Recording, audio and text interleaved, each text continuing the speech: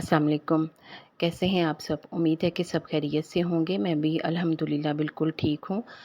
आज फिर मैं आपके साथ किचन की बहुत सी टिप्स शेयर करूँगी जिनका यकीनन आपको ज़िंदगी में बहुत फ़ायदा होगा। लेकिन वीडियो को एंड तक देखिएगा और वीडियो को लाइक करना ना भूलें। कढ़ी बनाते हुए नमक को शुरू में शामिल ना करें बल्कि आखिर में जब कढ़ी पक जाए इस वक्त शामिल करें। इससे कढ़ी फटेगी नहीं और मज़ेदार बनेगी। कोफ्तों में जब भी प्याज डालें तो इसे कद्दूकश करके इसका सारा पानी निचोड़ लें और फिर कोफ्तों में या सीख कबाब में शामिल करें। अगर आप रोटी को नरम बनाना चाहती हैं तो रोटी को पानी की बजाय दूध से गूंदें। इस तरह बनाई हुई रोटी फूली हुई बनेगी, काफ़ी देर तक नरम रहेगी। अगर आप कहीं सफ़र पर जा रहे हैं तो आप इस तरीके से रोटी बनाकर लेकर जाएं। अगर आपके पास वक्त कम हो और आप जल्दी खाना बनाना चाहती हों या कहीं आप जॉब करती हैं, आपने जल्दी खाना बनाना है, तो लहसुन, प्याज, टमाटर और अदरक को ब्लेंडर में डालकर पीस लें और किसी बर्तन में तेल गरम करके इस मसाले को हल्की आंच पर ढाँपकर 15 मिनट तक पका लें। जब तेल किनारों से अलहदा हो जाए तो इसे अच्छी तरह से ठंडा कर लें और इस मसाले को किसी हवाबंद जार में डालकर फ्रिज में रख लें।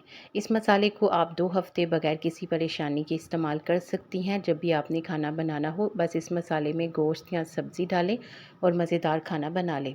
पुलाव या बिरयानी के चावल खिले खिले ना बनते हों, जुड़ जाते हों, तो इन्हें खिला खिला बनाने के लिए एक नींबू का रस मिला दें। इससे चावल खिले खिले और अलहदा अलहदा बनेंगे।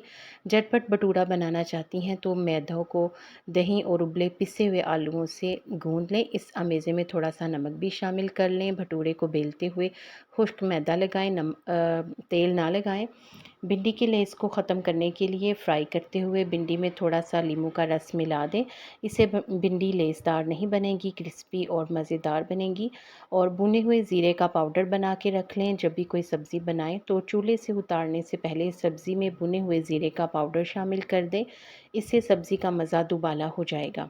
जब भी ज़र्दा बनाएं तो चावलों को दम लगाने से पहले 1 चम्मच देसी घी शामिल कर दें। इससे ज़र्दा बहुत ही मज़ेदार बनेगा। वैसे कुछ लोग देसी घी में ही ज़र्दा बनाते हैं।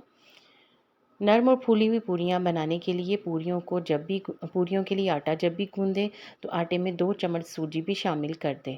पूरियों को तेज़ आंच पर फ्राई करें, इससे पूरियाँ नरम और फूली हुई बनेंगी। गोश्त को गलाने के लिए आमतौर पर कच्चे पपीते का पेस्ट इस्तेमाल किया जाता है।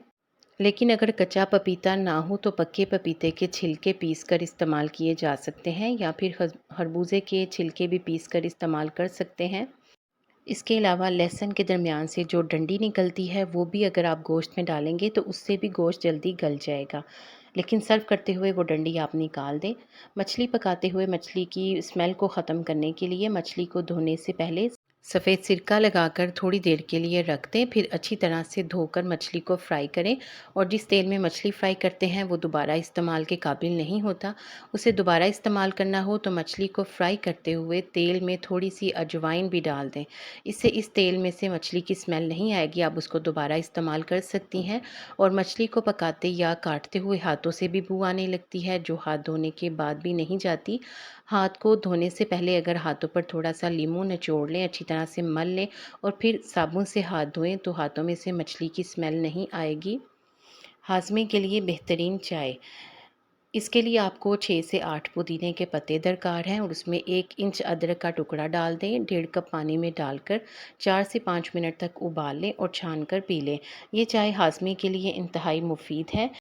अगर आप इस चाय को मुसलसल इस्तेमाल करें तो पेट की तमाम बीमारियों को ये जड़ से ख़त्म कर देती है।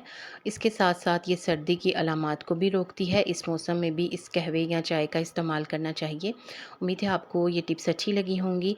वीडियो को लाइक कर दें और मज़ीद अच्छी टिप्स के लिए चैनल को सब्सक्राइब करना ना भूलें। वीडियो को देखने का बहुत शुक्रिया।